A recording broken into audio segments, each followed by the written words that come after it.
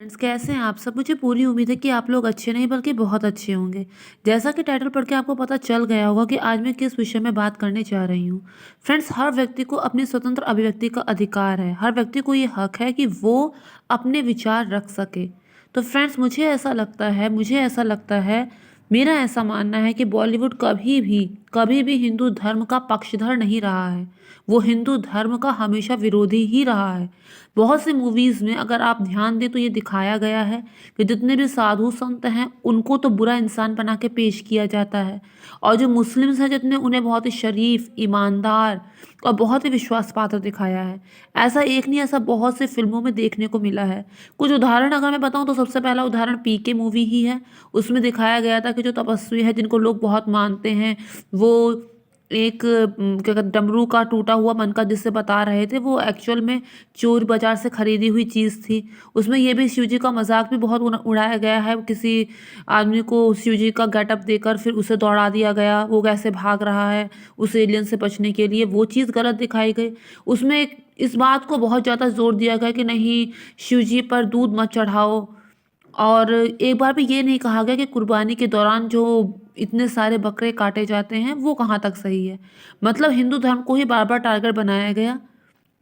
ऐसा एक ही मूवी में नहीं हुआ, ऐसा बहुत सी मूवी में हुआ है। अगर आप सिंघम मूवी भी देखें तो कोई भी मूवी आप देखें तो उसमें आप ये देखते हैं कि जितने भी बाबा हैं उन्हीं पर टारगेट किया गया है कि वो सब बुरे हैं। पांचों उंगलियां तो एक जैसे नहीं होती है ना, कोई छोटी कोई बड़ी।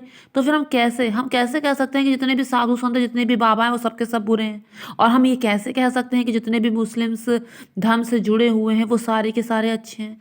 इंसान अच्छा या बुरा है ये उसकी अपनी आदत, उसका अपना स्वभाव बताता है, उसका अपना चरित्र बताता है, ना कि ये कि वो कौन सा धर्म से बिलोंग करता है।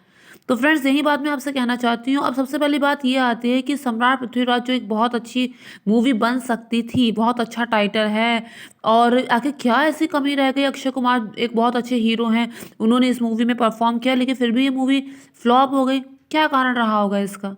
तो फ्रेंड्स, इसके एक नहीं, ऐसे बहुत सारे कारण हैं। अगर मैं छोटे कारणों की बात करूं, चलो पहले छोटे कारणों की बात करती हूँ। तो फ्रेंड्स, सबसे पहली बात यह है कि पृथ्वीराज चौहान की जो पर्सनैलिटी थी, जो उसका व्यक्तित्व था, वो अक्षय कुमार से दूर दूर तक कहीं मेल नहीं खा रहा है।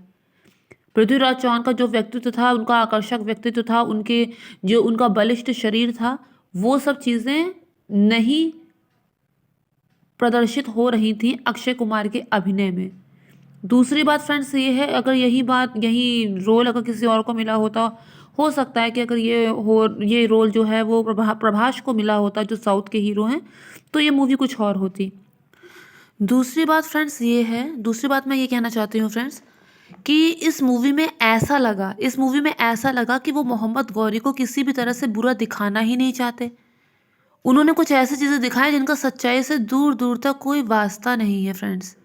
पृथ्वीराज रासो के अनुसार जो मोहम्मद मोहम्मद गौरी था, वो 16 बार हारा था पृथ्वीराज चौहान से। इसका कहीं दूर दूर तक कोई जिक्र नहीं हुआ। दूसरी बात, पकड़े जाने पर उसने हमेशा यही कहा, मैं कुरान शरीफ की कसम खाता हूँ, मैं अल्लाह की कसम खाता हूँ, दोबारा आंख उठा के भारत की तरफ नहीं देखूंगा। ये सब चीज़ें उसमें दूर दूर तक कहीं नहीं दिखाई गई, बल्कि ये कहा गया कि उसने खुद कहा था कि मार डालो मुझे, क्योंकि अगर मैं बच गया तो तुम्हें नहीं छोड़ूंगा, जो सरासर गलत है। वो पृथ्वीराज चौहान के पैरों पर गिर गिर के उनसे माफ़ी मांग रहा था, तब पृथ्वीराज चौहान ने उसे बार बार माफ़ किया था, क्योंकि वो भी राजपूती मर्यादा में बंधे हुए थे। किसी निहत्थे शत्रु पे, शरण में आए हुए पे, माफ़ी मांगने वाले शत्रु पर वो हमला नहीं करेंगे, वो उस पर वार नहीं करेंगे, वो उसे क्षमा कर देंगे। उन्होंने इस मर्यादा में बंधकर बार बार उसे माफ़ किया, जो उनकी सबसे बड़ी गलती साबित हुई। 16 बार उन्होंने मोहम्मद गौरी को हराया, और 17वीं बार वो उन्हें धोखे से लेकर गया। जिस समय युद्ध नहीं किया जाता उस समय उसने धोखे से युद्ध किया और पृथ्वीराज चौहान को बंदी बनाकर ले गया। दूसरी बात फ्रेंड्स, इसमें जो पृथ्वीराज चौहान की मृत्यु दिखाई है उसमें भी बहुत गलत दिखाया हुआ है।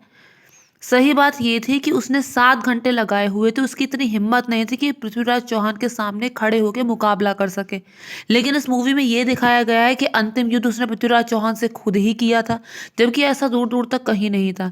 वो ऊपर अपने सिंहासन में बैठा हुआ था, 7 घंटे लगाए हुए थे।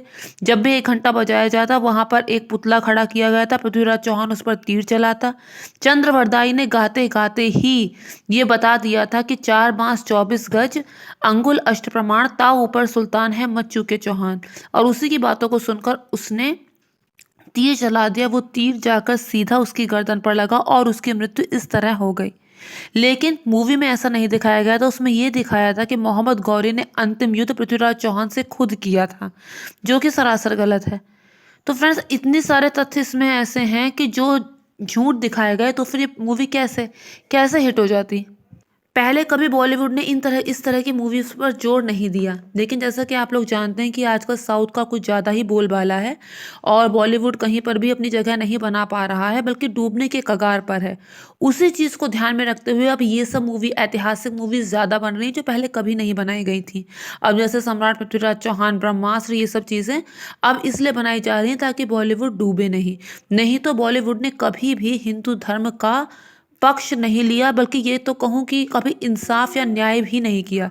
दूसरी बात फ्रेंड्स, बहुत इंपॉर्टेंट ये है कि जैसा कि मैंने अपने पिछले वीडियो में बताया था श्रद्धा की कहानी, तो क्या आफताब पर बॉलीवुड मूवी बनाएगा, दिखाएगा कि एक मुसलमान कैसे इतना नीचे गिर गया, एक मुसलमान प्रेमी किस तरह से ऐसा बन गया? नहीं दिखाएगा ना। तो फिर फ्रेंड्स, बहुत सारी ऐसी चीज़ें हैं जिसकी वजह से ये साफ प्रदर्शित होता है कि जो बॉलीवुड है वो बहुत ज़्यादा भेदभाव कर रहा है हिंदू धर्म में और मुस्लिम धर्म में, जो नहीं होना चाहिए। तो फ्रेंड्स, अपना वीडियो यहीं पर स्टॉप करती हूँ। अगर आपको मेरा वीडियो अच्छा लगा तो मेक श्योर मेरे चैनल को सब्सक्राइब, वीडियो को लाइक और शेयर कीजिए। मैं अपने हर वीडियो में कुछ ना कुछ नया दिखाने की, समझाने की कोशिश करती हूँ। अगर आप लोग मेरे पिछले वीडियोस में जाकर देखेंगे तो आपको ऐसा पता चलेगा कि मैंने अपने हर वीडियो में कुछ नया बताने की कोशिश की है। आपको मेरा वीडियो ज़रा सा भी अच्छा लगे तो मेक श्योर मेरे चैनल को सब्सक्राइब, वीडियो को लाइक और शेयर कीजिए। Thank you friends, thank you so much.